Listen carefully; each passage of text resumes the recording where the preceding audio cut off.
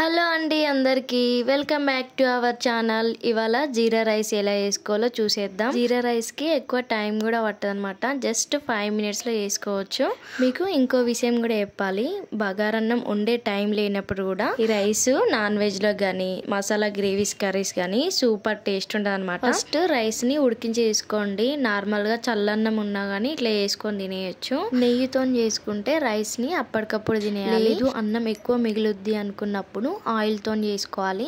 నేను ఒక స్పూను నెయ్యి తీసుకున్నా, ఎందుకంటే కొంచెమే రైస్ చేస్తున్నా. నెయ్యి మంచిగా హీట్ అయిన తర్వాత జీలకర్రని ఎక్కువ తీసుకోవాలి. జీలకర్ర మంచిగా చిటపటలాడిన తర్వాత పచ్చిమిర్చి, ఎండుమిర్చి, కరివేపాకు ఇవి 3 వేసుకొని మంచిగా వేపేసుకోండి. ఆ తర్వాత కొంచెం అల్లం వెల్లుల్లి పేస్ట్ వేసుకొని ఆ తర్వాత రైస్ వేసుకొని సాల్ట్ కూడా వేసుకోవాలి. మంచిగా రైస్ మొత్తం కలిపేసుకోండి. నైట్ టైంలో రైస్ డైజెషన్ కాదు, సబ్స్క్రైబ్ చేసుకొని లైక్ చేయండి, షేర్ చేయండి, కామెంట్ చేయండి.